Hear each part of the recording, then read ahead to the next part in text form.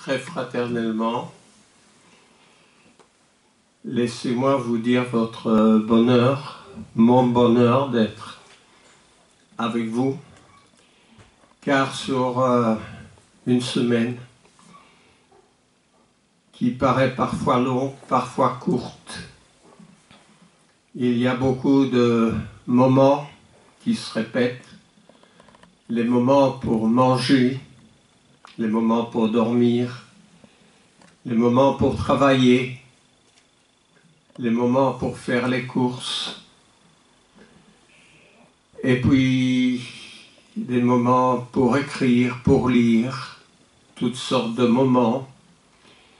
Et semaine après semaine, nous répétons ces mêmes moments. Alors, surtout, nous prions par-dessus tous ces moments. Nous prions avant les repas. Nous prions le matin, quand nous pouvons rentrer dans notre chambre, celle où nous dormons, et puis nous parlons avec le Seigneur presque tous les jours, parce que ce sont des moments qu'on n'oublie pas, des moments qui sont prioritaires dans notre vie. Alors il y a d'autres moments, comme le premier jour de la semaine, où nous sommes ensemble pour prendre le repas du Seigneur, comme notre frère a si bien présidé avec quelques bonnes paroles pour ces moments qui sont importants. Ces moments sont importants pour nous, qui avons la connaissance de la parole de Dieu, mais surtout parce que nous sommes des êtres sensibles. Nous devenons sensibles en côtoyant le Seigneur. Et ces moments, on peut les appeler des doux moments de prière. Alors il y a des doux moments aussi, comme c'était hier le cas pour notre famille, d'avoir un mariage dans notre famille. Et surtout un doux moment,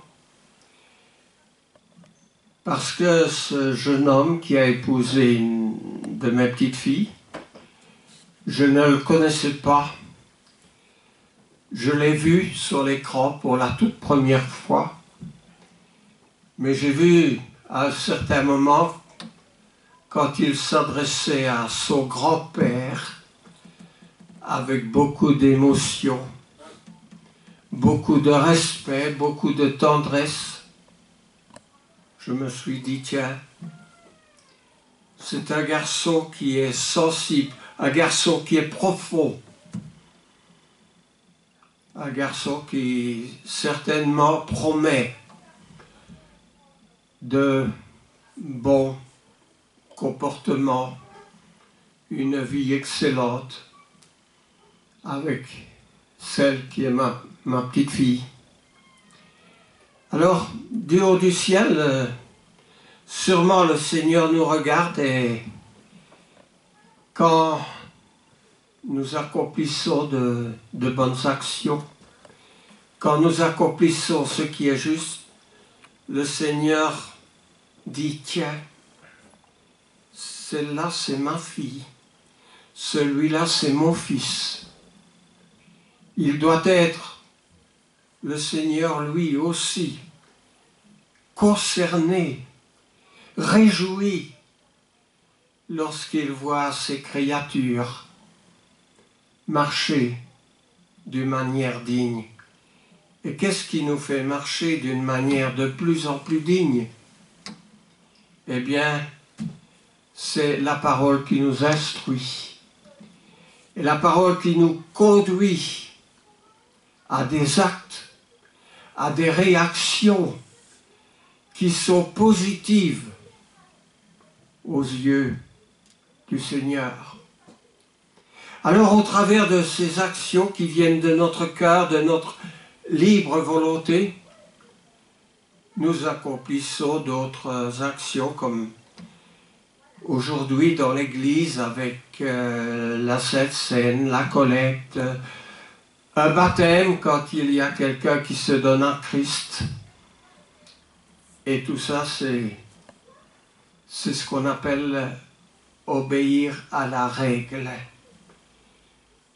Il y a plusieurs passages dans notre Bible qui parlent de la règle de doctrine. Parce que la doctrine, c'est en fait, on peut le résumer par l'enseignement que le Seigneur nous donne à travers sa parole. C'est une règle que nous devons observer.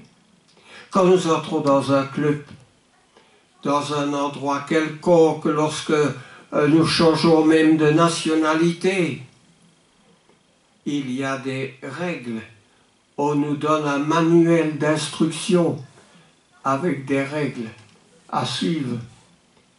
Ceux qui sont allés, nos sportifs au Japon, pour concourir, ils avaient des règles, avec des choses qu'il fallait faire et d'autres choses qu'ils ne devaient pas faire. Eh bien, c'est la même chose dans la parole de Dieu. Et il y a des apôtres qui ont transmis ces règles. Et parmi ces apôtres, il y en avait un qui était très, très actif. Nous dirons, c'est l'apôtre. Quel apôtre? Paul, n'est-ce pas?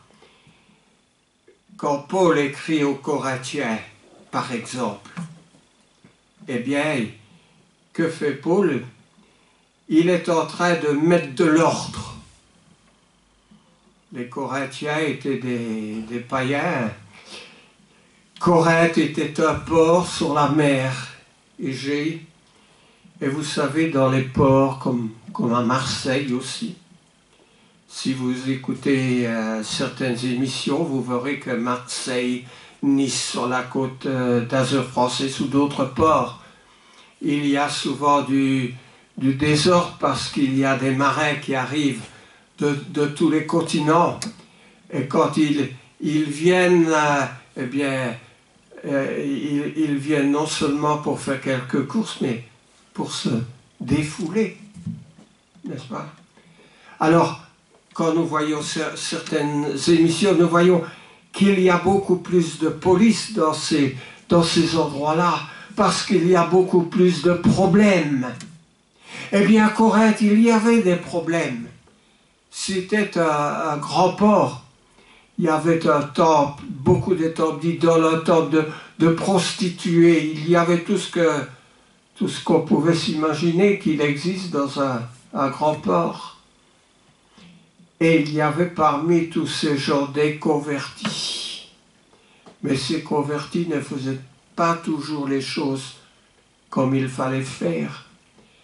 Alors l'apôtre Paul était là. Et il remet de l'ordre. Le premier désordre, c'était la jalousie. Ah, il y avait des clans. Et vous savez, la jalousie, ça peut conduire très loin. On a l'exemple dans la Bible avec Caïn et Abel, n'est-ce pas? La jalousie, elle peut conduire au désastre, à la fracture d'une famille. Paul met de l'ordre. Il y avait du désordre sur le plan sexuel. Paul est obligé de mettre de l'ordre. Il y avait du désordre dans la manière de faire dans l'Église, avec les viandes sacrifiées aux idoles, avec la Sainte Seine aussi. Quelques-uns n'avaient peut-être pas saisi quel était ce sens sacré. On peut utiliser le mot sacré dans la Sainte Seine.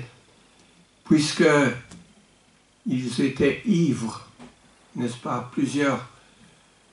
Oui, c'était un repas, mais là, cette scène dans l'église est un repas spirituel, pas un repas avec un verre de gin, de vodka, de tout ce que nous voulons. Non, c'est un saint repas. La Sainte Seine est appelée un saint repas dans la parole. Donc il y a toute cette règle de doctrine qu'il fallait respecter et dont un grand nombre ne respectait pas. Et quand on ne respecte pas les règles, eh bien ça peut conduire très loin. Plus on avance dans les Corinthiens, plus est-ce qu'on voit qu'après les désordres de la Sainte Seine, il y avait une remise en question que Jésus était ressuscité.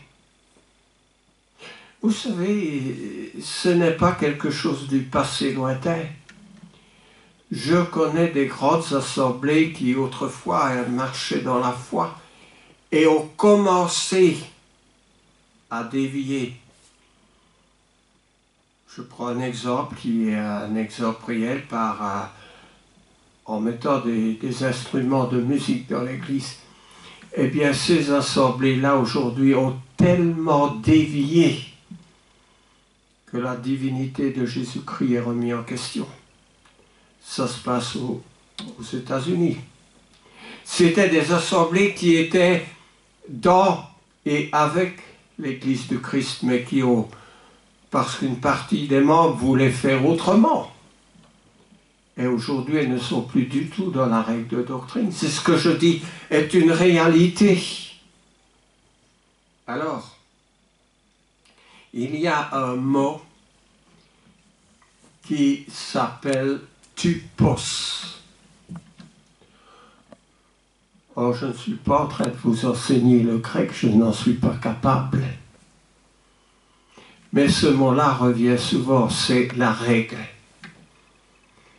Et à cause de cette difficulté d'observer la règle, Jésus est obligé dans sa prédication à reprendre un passage d'Ésaïe où la bonne compréhension est remise en doute. Oh, Jésus, ce passage est répété 3 fois. Il est répété une fois à Jérusalem, une autre fois à Rome, et encore une autre fois ailleurs. Et ce passage dit simplement ceci: c'est pourquoi je leur parle en parabole. Jésus n'aurait pas été obligé de parler en parabole à des gens qui avaient une connaissance claire et saine des Écritures. Mais Jésus dit, je leur parle en parabole parce qu'en voyant, ils ne voient point. Qu'en entendant, ils n'entendent ni ne comprennent. Quand on ne fait pas lorsqu'on n'est pas très attentif à ce que la parole de Dieu dit, eh bien on ne la comprend pas. Et pour eux s'accomplit cette prophétie d'Ésaïe. Vous entendrez de vos oreilles et vous ne comprendrez point. Vous regarderez de vos yeux et vous ne verrez pas. Car le cœur de ce peuple, dit Jésus, est devenu insensible. Un cœur fermé, insensible. Ils ont endurci leurs oreilles et ils ont fermé leurs yeux, de peur qu'ils ne voient de leurs yeux, qu'ils n'entendent de leurs oreilles, qu'ils ne comprennent de leur cœur, qu'ils ne se convertissent et que je ne les guérisse. Vous savez, la conversion, ça fait peur. Parce que la conversion suppose qu'on doit changer quelque chose dans notre vie. On doit modifier des habitudes.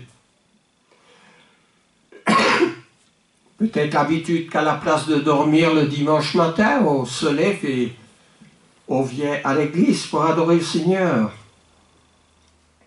Mais heureux sont vos yeux, parce qu'ils voient, vos oreilles, parce qu'elles entendent. Là se situe le problème d'écouter, de comprendre et de se mettre en ordre. C'est toujours difficile de se mettre en ordre lorsqu'il faut se mettre en ordre. Alors toutes les excuses sont bonnes. J'avais un coup de fil cette semaine.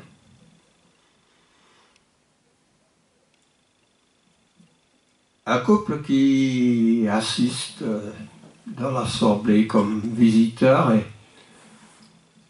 et l'épouse me dit, vous savez, nous ne serons pas là parce que mon mari trouve qu'il est très difficile de sortir de la ville de Verviers.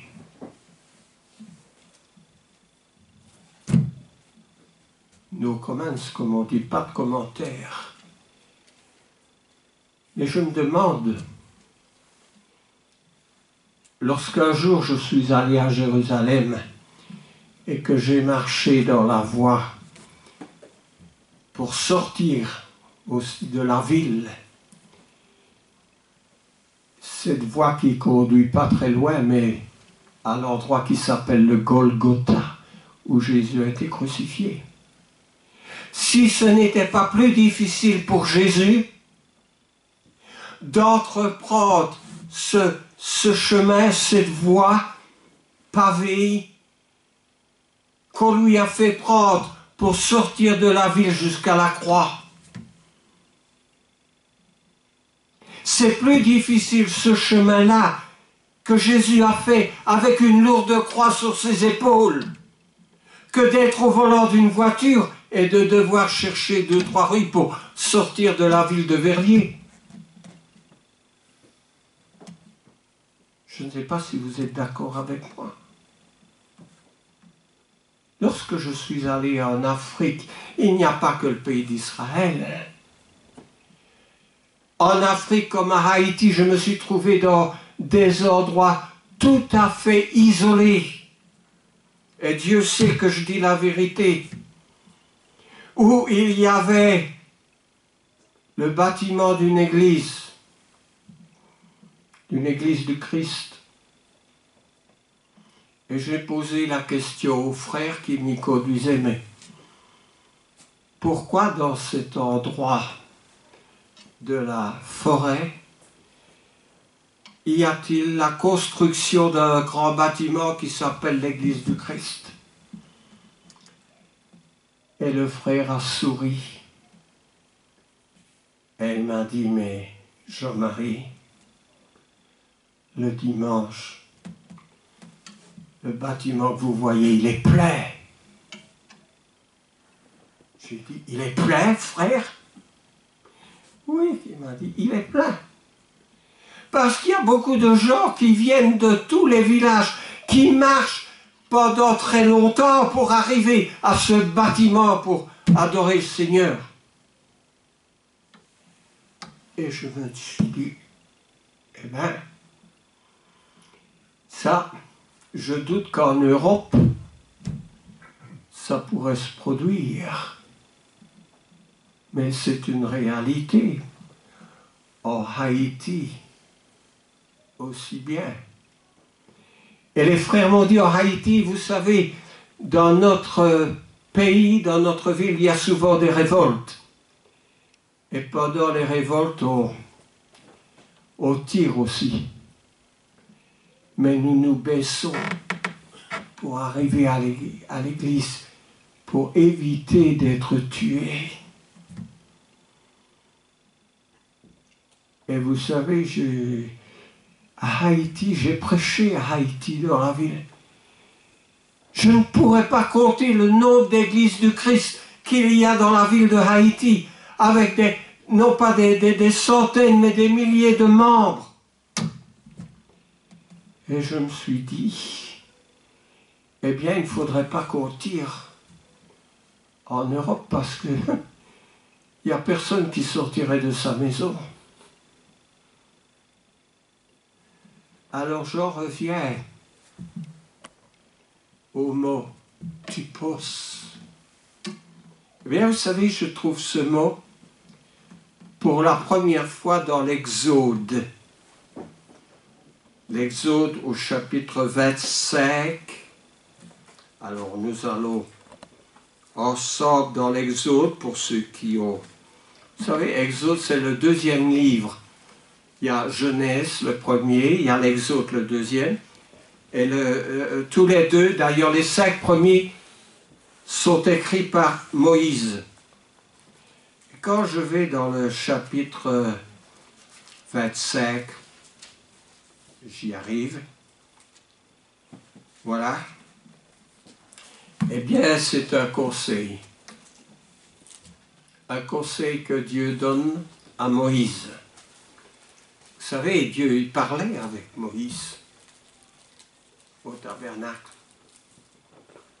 Et le premier culte dans la Bible, dans l'Ancien Testament, le premier culte que les Israélites ont dû observer, ils ont commencé dans le désert, après être sortis du pays d'Égypte, eh bien, Dieu leur a dit comment il voulait que ce culte soit fait. Parce que si on fait votre anniversaire, votre mariage ou quoi, vous voudrez certainement dire un peu comment vous voulez que se passent les choses. Eh bien, Dieu aussi, Dieu, il n'est pas toujours un Dieu muet. À Noé, il lui a dit, Dieu, voilà comment tu vas faire l'arche.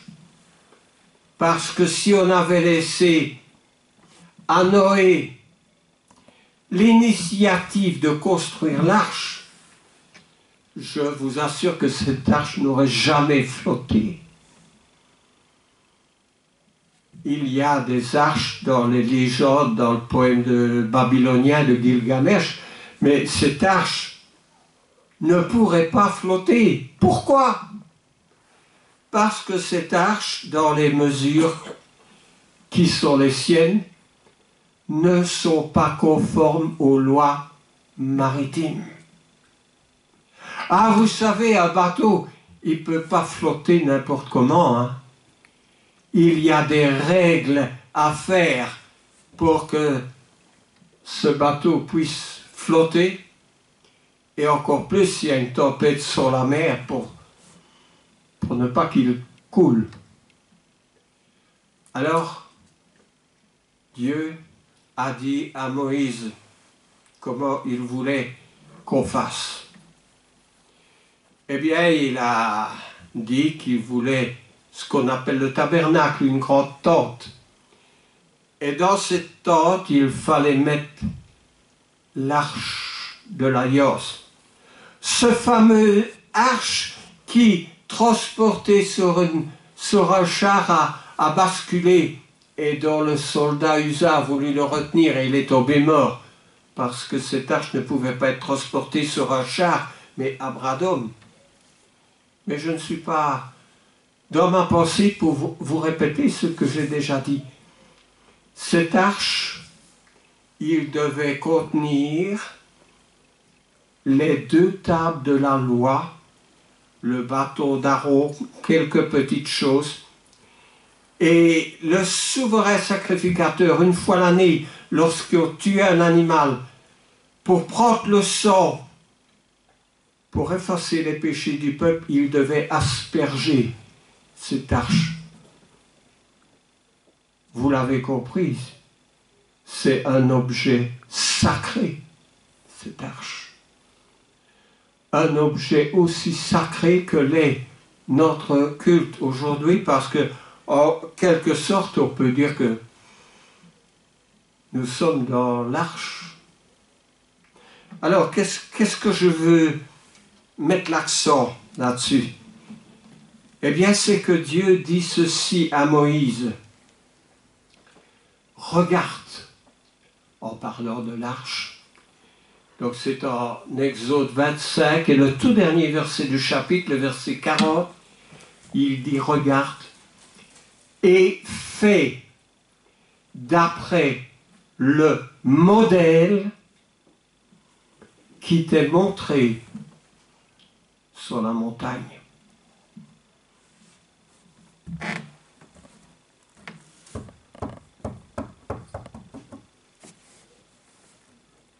Le modèle,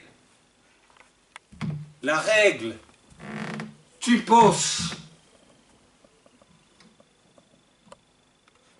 On ne peut pas être agréable au Seigneur s'il dit comment il veut les choses et le faire autrement. C'est ce qui se passe aujourd'hui avec l'Église. Le Seigneur donne des règles, il dit je bâtirai mon Église, il dit comment il veut qu'on fasse son Église, et les gens font autrement. L'Église, c'est sacré, aussi sacré que l'était l'arche. Et dans l'Église, les conducteurs font aujourd'hui des mariages homosexuels. Je n'ai pas besoin d'en dire plus. Alors, en parlant de l'arche toujours en hébreu, il parle encore au chapitre 11. Et dans le chapitre 11, il loue la conduite de certains qui ont été exemplaires. Mais dans Hébreux 11, à partir du verset 24, voici ce que je lis. Alors, j'y arrive. Et je lis. C'est par la foi que Moïse, devenu grand, refusa d'être appelé fils de la fille de Pharaon, aimant mieux être maltraité avec le peuple de Dieu que d'avoir pour un temps la jouissance du péché, regardant l'opprobre de Christ comme une richesse plus grande que tous les trésors d'Égypte, car il avait les yeux fixés sur la rémunération, qui est le salaire, la récompense, c'est-à-dire le ciel.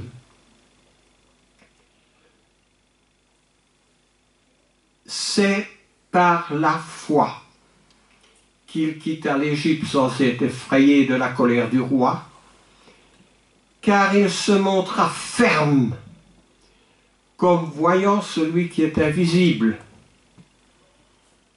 Nous sommes ici pour adorer l'invisible qui est présent, c'est Christ. C'est par la foi qu'il fit la Pâque et l'aspersion du sang, afin que l'exterminateur ne touchât pas au premier-né des Israélites. Rappelons-nous, il fallait mettre du sang sur tout autour de la porte pour que l'ange destructeur n'entre pas dans la maison et ne tue pas les premiers-nés, n'est-ce pas? La nuit de la Pâque. Ça se passait comme ça. Et s'il n'y avait pas le sang autour de la porte, c'était la mort. Attention, bien-aimés, j'ouvre ici une parenthèse. Si nous n'avons pas le sang de Christ, la participation au sang de Christ par le baptême, c'est aussi la mort. Parce que Jésus dit, celui qui croira et qui sera baptisé sera sauvé, mais celui qui ne croira pas sera condamné. La condamnation, c'est la mort. Et il est évident que quelqu'un qui ne croit pas ne va pas se faire baptiser non plus. Nous sommes dans une situation analogue, similaire, entre le début et la fin. Mais je continue.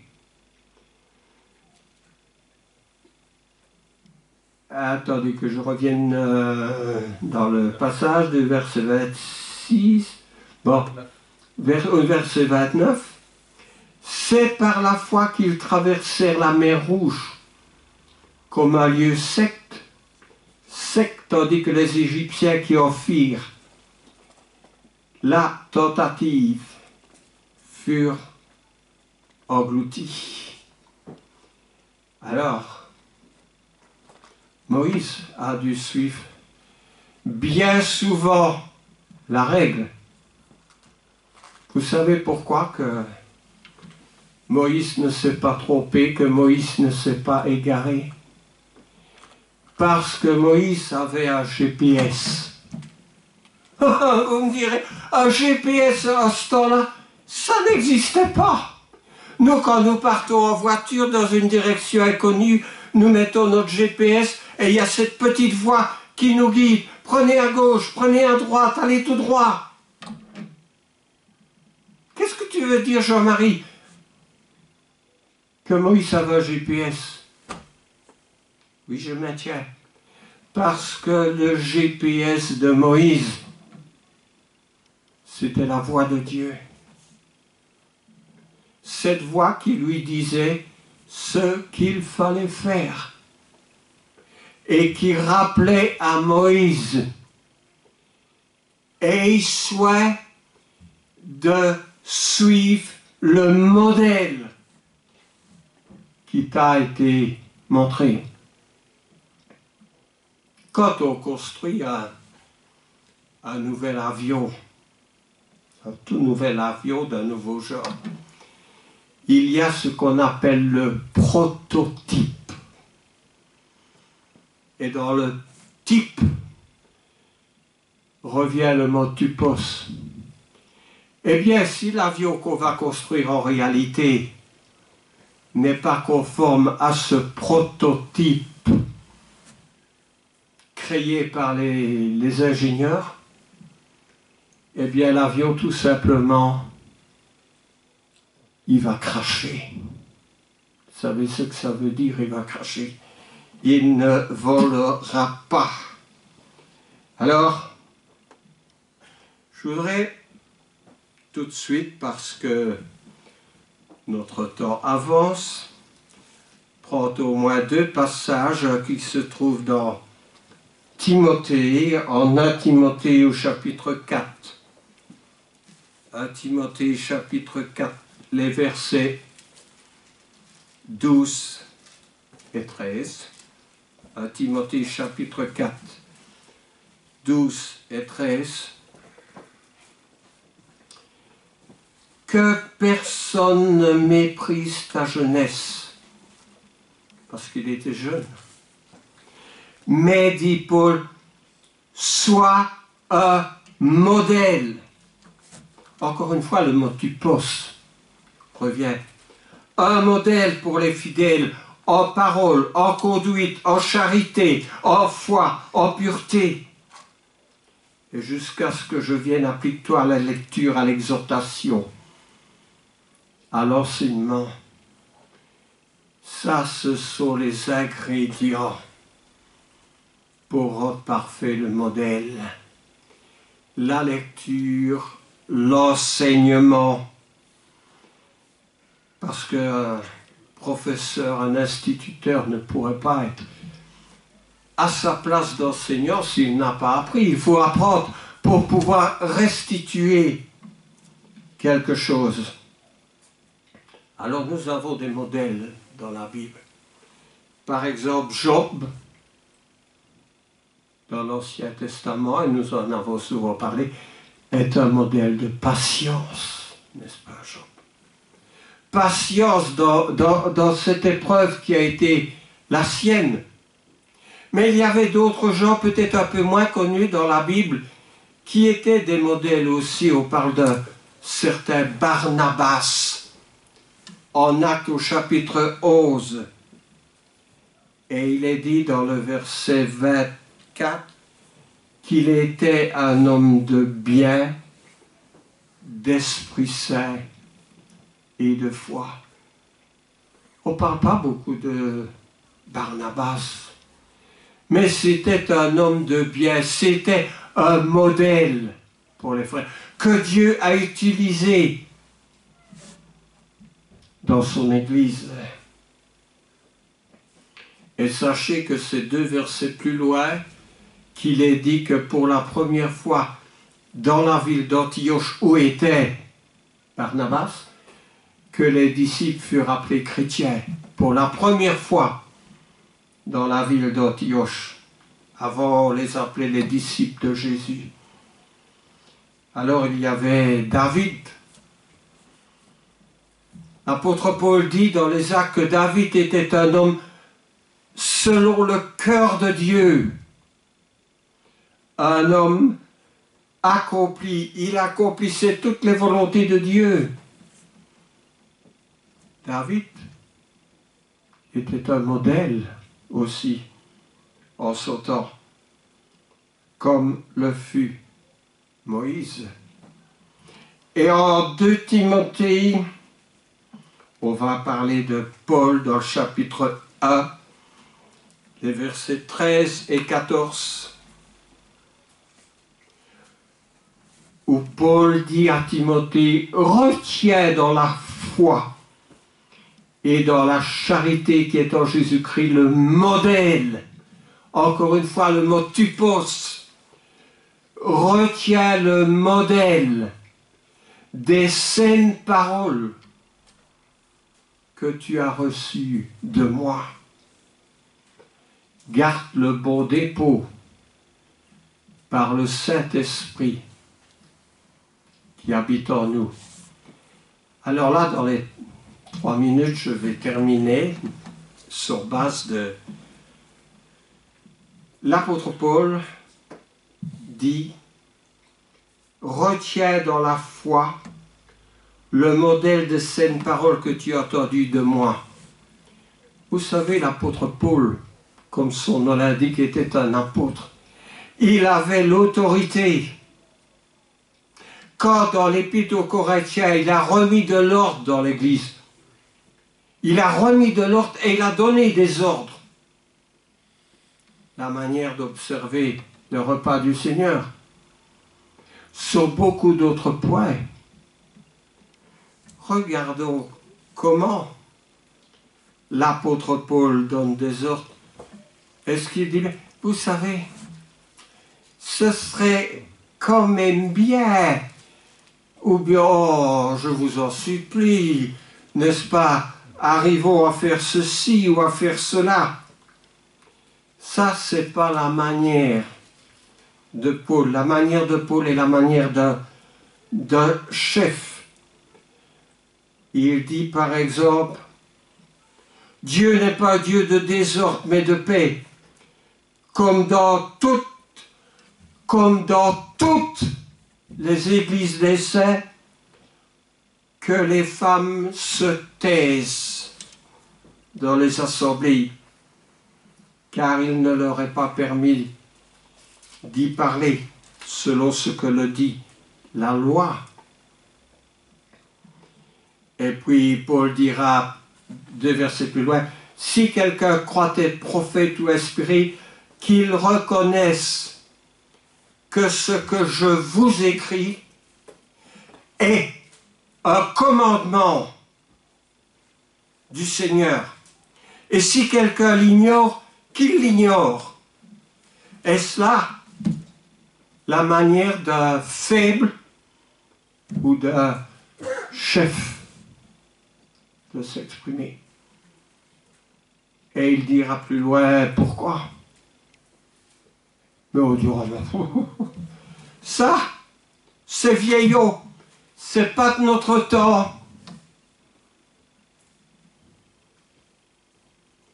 C'est la même chose que de dire, vous savez, c'est trop difficile de venir à l'église parce que pour sortir de Verviers, c'est un casse-tête.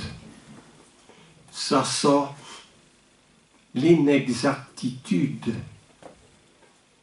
Alors Paul, il parle avec autorité. Parce que la règle, c'est l'autorité. Le mot typos, c'est le type à observer. Notre mot type vient du mot typos en grec. Alors oui,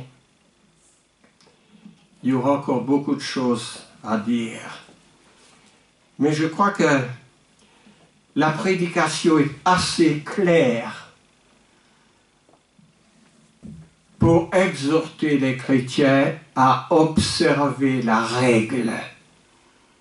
Parce que Dieu a dit plusieurs fois dans la Bible, et à Moïse, qui n'est pas le moindre des serviteurs, sois un modèle et suis la règle qui t'a été montrée. Alors c'est un choix.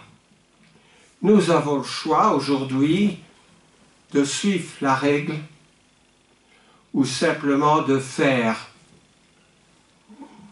comme il nous plaît. Mais faire comme il nous plaît n'est pas une bonne prédication. Faire comme il nous plaît. Quand un aveugle conduit un aveugle, ils tombent tous les deux dans le trou. Alors, le dernier mot que je vais dire, le passage de Timothée, parlait d'un homme selon l'esprit de Dieu. Et je ferai remarquer, en terminant, une seule chose, c'est qu'en Actes au chapitre 5, je termine par la lecture d'un verset, qui est le verset 32, Acte 5, 32, où il est dit, « Nous sommes témoins de ces choses ». Il parle de la résurrection de Jésus-Christ. « Nous sommes témoins de ces choses, de même que le Saint-Esprit, avec un S majuscule, que Dieu a donné à ceux qui lui obéissent. » Il est bien évident que ceux qui n'obéissent pas à Dieu ne peuvent pas avoir le Saint-Esprit. Quand ceux qui avaient crucifié le Seigneur Jésus le jour de la Pentecôte demandent aux apôtres et à Pierre, « Hommes, frères, que ferons-nous » Pierre dit que chacun de vous soit baptisé pour le pardon de vos péchés et pour obtenir le don du Saint-Esprit. C'est en Acte 2, 38. Pour obtenir le don du Saint-Esprit. Parce que le don du Saint-Esprit n'est donné qu'à ceux qui obéissent. Et si nous obéissons à Dieu, nous allons suivre la règle que celui qui croira et qui sera baptisé sera sauvé. Et c'est la même règle qui a été enseignée le jour de la Pentecôte, en l'an 30, la même règle qui a été enseignée à travers les siècles, et c'est cette même règle qui demeure aujourd'hui dans l'Église de Dieu pour être sauvé et pour recevoir le don du Saint-Esprit. En Acte 19, l'apôtre Paul rencontre un groupe d'hommes et il leur demande « Avez-vous reçu le Saint-Esprit quand vous avez cru ?» Et ces gens leur disent « Mais nous n'avons même pas entendu parler du Saint-Esprit. » Paul leur demande « Mais de quel baptême avez-vous été baptisé? Du baptême de Jean-Baptiste. Le baptême de Jean-Baptiste était un baptême pour la rémission des péchés, mais il ne donnait pas le Saint-Esprit. Alors qu'est-ce qui se passe? Ce groupe d'hommes a été baptisé, a été, si vous voulez, rebaptisé pour obtenir le don du Saint-Esprit. Parce que si nous n'avons pas le Saint-Esprit, les choses ne vont pas bien se passer.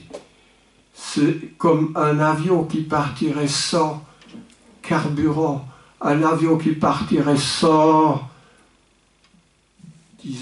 essence. Il ne pourra pas voler bien longtemps, même pas du tout. Eh bien, si nous n'avons pas le Saint-Esprit, c'est catastrophe. Alors, comme dit Paul aux Hébreux, aujourd'hui, c'est le jour du salut. Aujourd'hui, tant que nous pouvons dire aujourd'hui, c'est un jour où nous pouvons glorifier le Seigneur et obéir à la parole. Obéir, c'est la règle, c'est le modèle, c'est respecter la voix de Dieu. Amen. Merci pour votre écoute et nous allons attendre Suzanne qui va être de retour avec les enfants pour